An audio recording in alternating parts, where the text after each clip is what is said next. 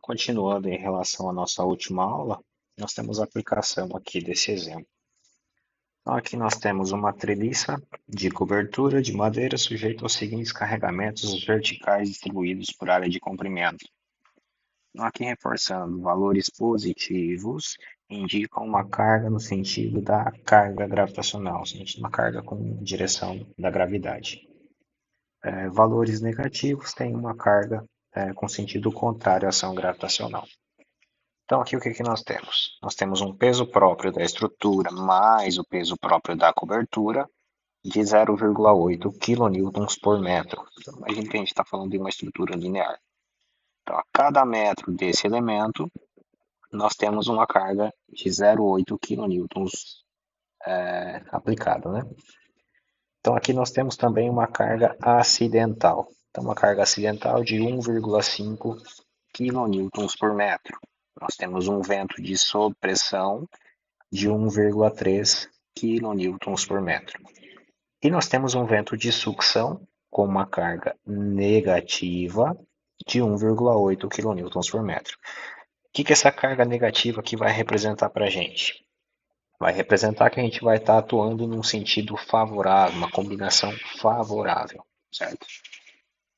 Então aqui vamos ver como vai ficar as nossas combinações. Então, a primeira combinação. Vamos adotar como uma situação desfavorável, onde nós temos uma carga permanente de 0,8, uma carga acidental de 1,5 e uma carga de sobrepressão de 1,3. Por que esse vento 2 não entra nessa composição? Porque ele é uma situação favorável, ele tem uma direção oposta aos demais carregamentos. Então ele estaria atuando na direção oposta, uma situação contrária. Eu não consigo fazer esse dimensionamento considerando esse carregamento junto com os demais. Por quê? Porque eu estaria retirando o peso dessa estrutura, eu estaria considerando uma situação mais benéfica ao dimensionamento estrutural. E não é esse caso, né? A gente sempre quer fazer a combinação na situação mais desfavorável possível. Por quê? Para garantir uma segurança na nossa estrutura quando submetida a esses esforços desfavoráveis. Então vamos lá. Carga permanente. Para carga permanente, o nosso coeficiente de majoração é o gama G. Então, quando a gente vai lá na nossa tabela, o gama G para situações permanentes, coeficientes de majoração, uma combinação desfavorável, carga permanente, gama G, então 1,3. Então, aqui o nosso gama G vai ser de 1,3 multiplicando o nosso peso próprio, certo? Próximo caso, a gente vai definir uma dessas cargas variáveis como a nossa variável principal, como a nossa FQ1, certo? Então aqui a gente vai seguindo a ordem, né? Então, a primeira carga que a gente vai definir como principal é a nossa carga de 1,5 kN por metro. Então, de volta lá na nossa tabela, para cargas variáveis, gama Q, o nosso coeficiente é de 1,4. Nosso gama Q vale 1,4. Tanto na situação favorável quanto na situação desfavorável. Então, o coeficiente vai ser o mesmo. Então, substituindo aqui, 1,4 que multiplica a nossa variável principal de 1,5. Mais, tem mais? A nossa variável secundária. Então, a nossa variável secundária, nesse caso, é a V1, de 1,3. Então, o gama Q permanece o mesmo, então, o coeficiente de majoração de ações variáveis, mas agora eu preciso considerar o psi0. O que é esse psi0? Ele está considerando a simultaneidade das ações. Então, qual a probabilidade de eu ter essa carga acidental atuando simultaneamente ao vento? Vamos lá na nossa tabela de fatores de combinação. Então, quando a gente está falando de vento, pressão dinâmica de vento, nós viemos aqui nessa relação da tabela. O valor que a gente está procurando é o de psi0, então psi0 vale 0,5. Então, voltando aqui para o nosso exercício, eu tenho 1,4 vezes 0,5 vezes 1,3, que é a minha variável secundária. Novamente, a V2 não entra nessa combinação porque é uma situação favorável. Então, somando os valores, nós vamos chegar numa carga FD de 4,05 kN por metro. Então, essa é a nossa combinação 1. E para a combinação 2, nós vamos utilizar a carga vento 1 como variável principal. Então, vamos lá. Lembrando, sempre que o vento for a nossa ação variável principal, a gente precisa multiplicar ele por 0,75, certo? Essa primeira parte aqui não se altera. Eu tenho 1,3 que multiplica o carregamento permanente, 0,8, mais 1,4 vezes 0,75 vezes 1,3, que é a minha variável principal nesse caso. E agora eu tenho que considerar a minha variável secundária, que nesse caso é a carga de 1,5. Então, o γ Q vai ser de 1,4 e a tabela, o valor de tabela de π0, 0,4. Então, qual que é esse valor de tabela que chegou em 0,4? Ele não forneceu uma informação indicando qual a finalidade dessa estrutura, que tipo de local é. Então, a gente pode considerar que é um local onde não há predominância de pessoas, nem equipamentos fixos, nem elevada concentração de pessoas. Então, o nosso valor de π0 é o de 0,4. Então, multiplicando aqui, somando os valores, nós chegamos em 3,245 kN por metro. Observe que a gente encontrou um valor menor que a combinação anterior. Então, isso para combinações desfavoráveis. Então, qual vai ser o nosso caso crítico? Qual vai ser a carga que eu vou utilizar no dimensionamento da minha estrutura? 4,05. Por quê? Se eu dimensionar para resistir a esse valor, automaticamente vai resistir a esse valor de carregamento também. Então, o dimensionamento sempre vai ser realizado na situação mais desfavorável ou na situação mais favorável, no caso inverso, né? Então, isso aqui para um caso negativo, que é o que a gente vai ver agora. Então, combinação favorável. Por que a gente vai fazer a combinação favorável? Porque a gente está indo para o nosso terceiro valor, uma carga com sentido contrário à ação gravitacional. Então, para a combinação favorável, a gente já muda os valores do coeficiente γg. Quando a gente vai lá para a tabela, a situação favorável, nosso γg é de 0,9. O γq permanece igual, né?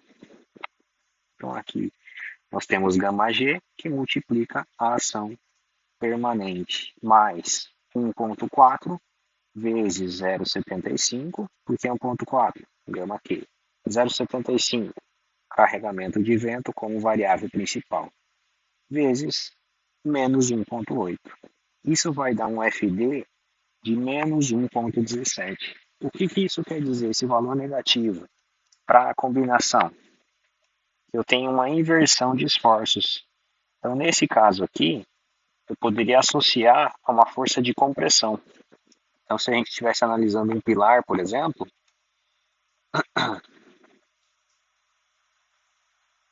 essa força gravitacional, com sentido gravitacional, estaria comprimindo esse pilar, certo? Claro que aqui a gente tem um carregamento de via, mas só para exemplificar uma situação análoga. Então, aqui nós teríamos uma compressão. Já nesse caso, essa força negativa indicaria uma inversão de esforço. Então, aqui eu teria um esforço de tração, uma tendência a um arrancamento desse pilar, certo? Então, eu teria que fazer o dimensionamento para verificar a resistência necessária para que esse pilar não seja arrancado, não rompa a sua seção por tração. Tranquilo? Então, essas são as condições favoráveis e desfavoráveis. Então, as combinações críticas para esse caso são a combinação C1 e combinação C3, certo? Na resolução, C1 e C3 são os casos críticos. Com cargas críticas, maior valor positivo e maior valor negativo. Então, mais um exemplo. Aqui eu já tenho um número maior de cargas. Então, aqui eu tenho um peso de cobertura de 0,8 e um peso próprio de 1,2. Observem que ambos estão relacionados pela letra G. Então, ambos são carregamentos permanentes, certo? Então, o que diz o exemplo? Uma treliça de cobertura de madeira sujeita aos carregamentos verticais divididos por unidade de área. Calcular as ações de combinação de projeto para o limite último. Então, como carga acidental, nesse caso nós temos uma carga de 1,8 positivo, uma carga V1 de 1,5 positivo e o vento de sucção de menos 1,8. Então, se a gente for representar isso aqui na viga, nós temos essa situação. Aqui em azul nós temos destacado as ações permanentes, aqui em vermelho as situações de carregamento variável com sentido gravitacional, situações desfavoráveis, e aqui em verde nós temos a situação favorável de menos 0, ou melhor, de menos 1,8. Então, realizando as combinações, eu também vou ter 3 combinações. Então, a primeira combinação, nós temos 1,3 gama G, que multiplica o 0,8 mais 1,2. Eu posso somar os dois direto, né? Já que o coeficiente que está atuando neles é o mesmo. Mais 1,4 vezes 1,8. Então, estou definindo como variável principal a nossa carga de 1,8. Mais 1,4 vezes 0,5. Então, 1,4 seria o gama Q. E o 0,5, coeficiente psi0 para vento, vezes 1,5. Então, aqui eu tenho 6,17 kN por metro. Combinação 2, a gente considera essa carga de 0,75, que seria o fator de combinação para vento como variável principal, 1,4 psi0, multiplicando o nosso 1,5.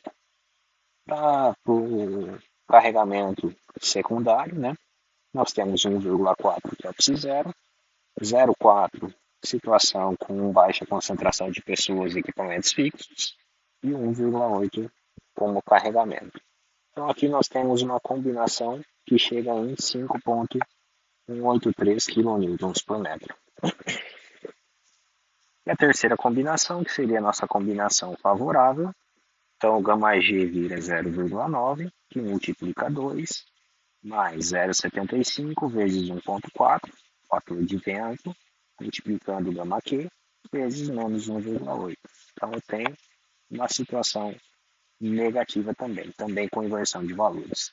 Então, os casos críticos são a combinação 1 e a combinação 3 novamente. Na prova, o que precisa saber? Você precisa encontrar o valor dos casos mais críticos, seja ele positivo ou negativo. Possivelmente pode ter uma questão desse tipo.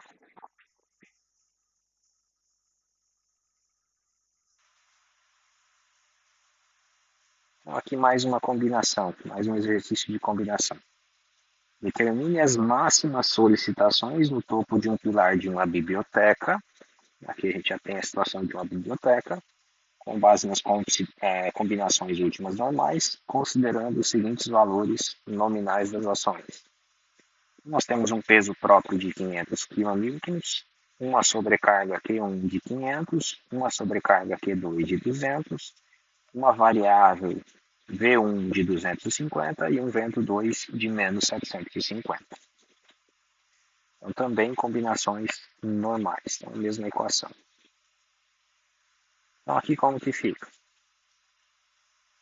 Então, aqui nós temos inicialmente o carregamento permanente, gama G de 1,3, que multiplica 500, mais 1,4 vezes o nosso Q1, 500, né, como variável principal, mais 1,4 vezes 0,8 vezes 200, então 1,4 é o gama Q, e o 200 é a carga Q2, a nossa primeira variável secundária.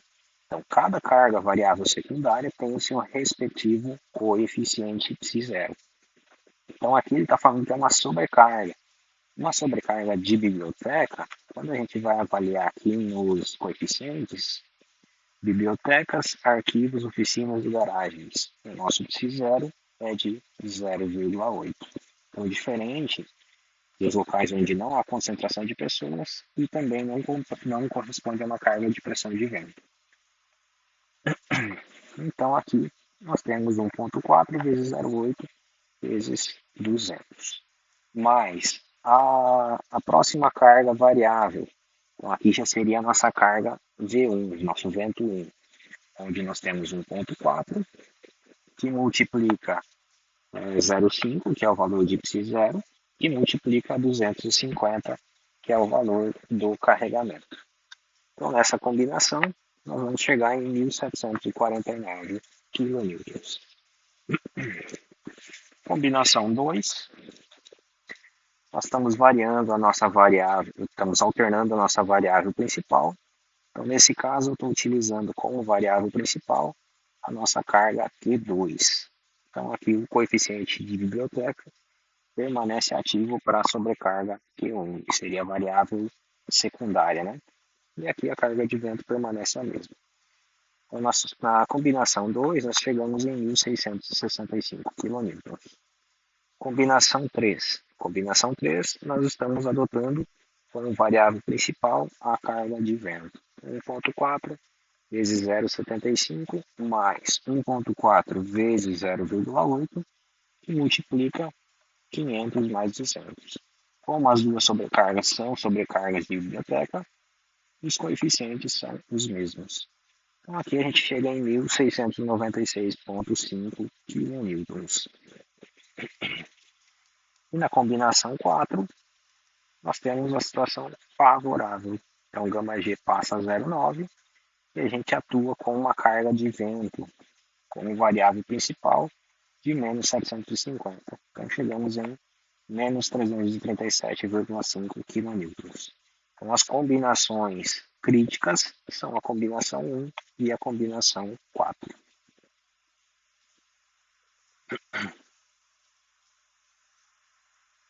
Então, aqui no exemplo seguinte, nós temos uma situação mais próxima do real, onde nós temos uma viga de madeira biapoiada com 5 metros de comprimento, apoiada sobre 2 pilares.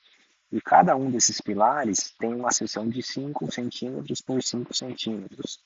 Então, ela está submetida aos seguintes carregamentos.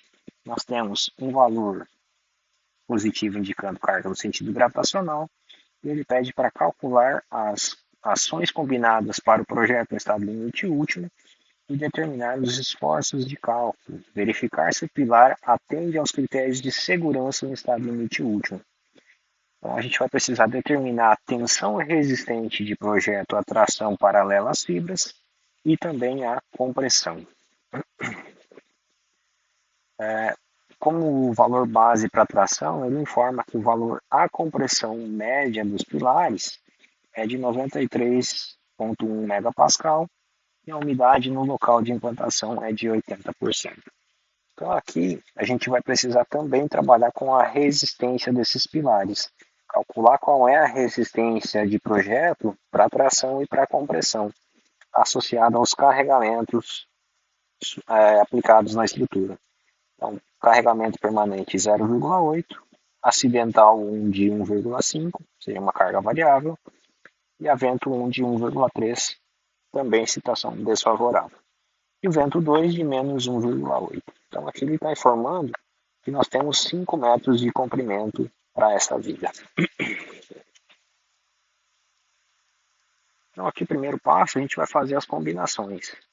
Então, seguindo o mesmo procedimento anterior, nós chegamos na combinação 1 com 4,05 kN por metro, combinação 2, 3,25 e na combinação favorável, menos 1,17. Então, as combinações críticas seriam as combinações C1 e C3. Próximo passo, resistência da madeira. A gente vai precisar encontrar os valores de projeto. Ele forneceu para a gente que a resistência média é de 93,1 megapascal. Então, nesse caso, nós podemos adotar que a resistência característica vai ser de 70% da resistência à compressão média. Então, isso indica que nós vamos ter um FCK de 65,17 megapascal. Outra informação que a gente tem das aulas anteriores, que a relação de FCK sobre FTK é de 0,77. Então, eu consigo encontrar a resistência à tração característica somente balanceando essa equação aqui.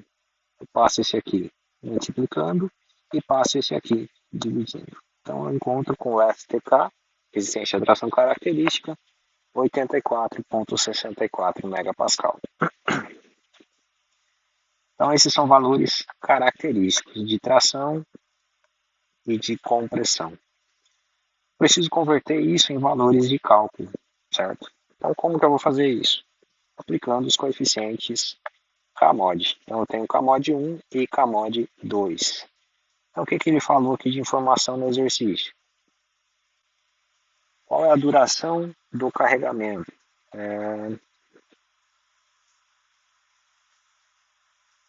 Informou a umidade local.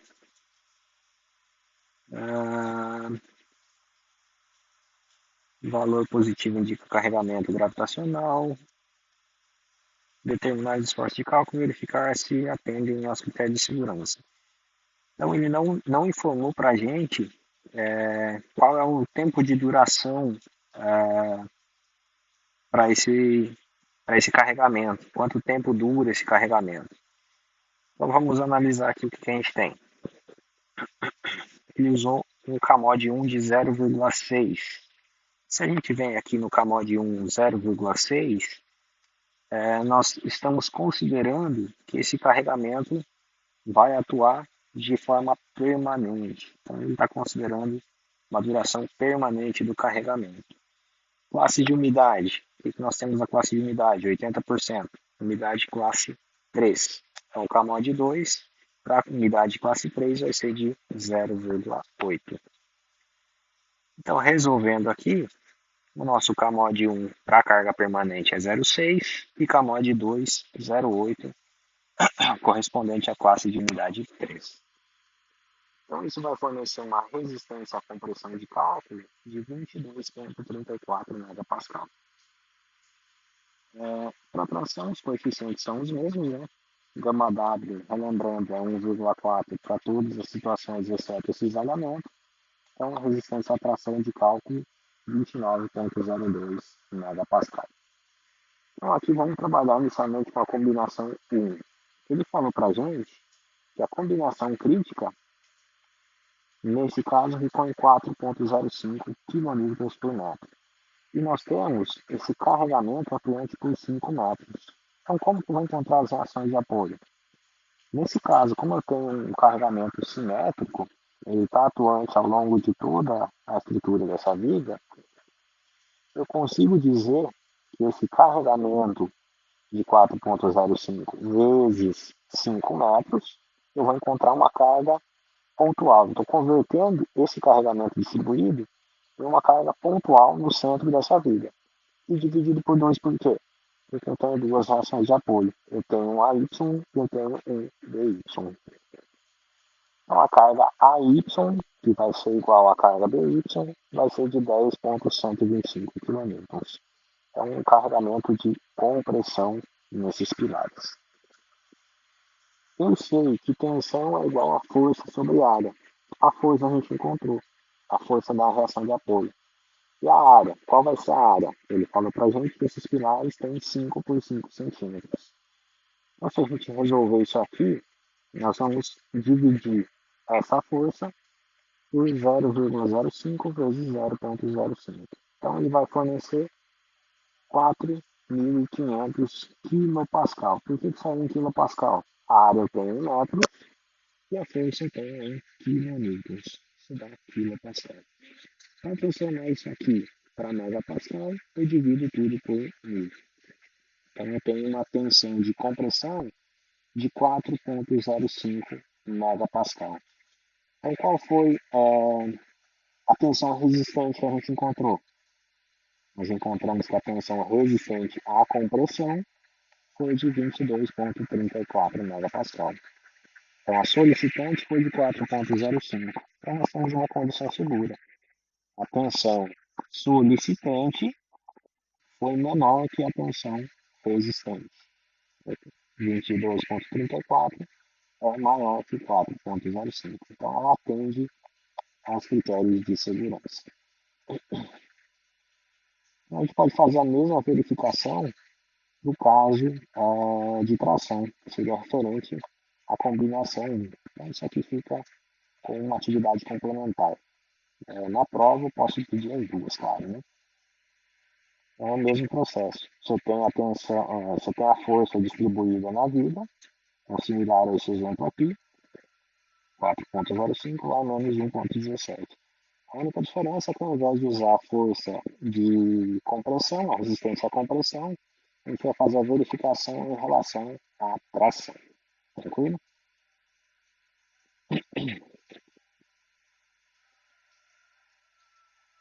Mesmo exemplo, aqui está a resolução dele, inclusive. Ele vai fornecer um carregamento de menos 117,5, de 1,17 vezes 5 metros, dividido por 2, ele vai fornecer uma tração de cálculo de 2,925 kN. Divide isso aqui pela área, 1.170 kPa.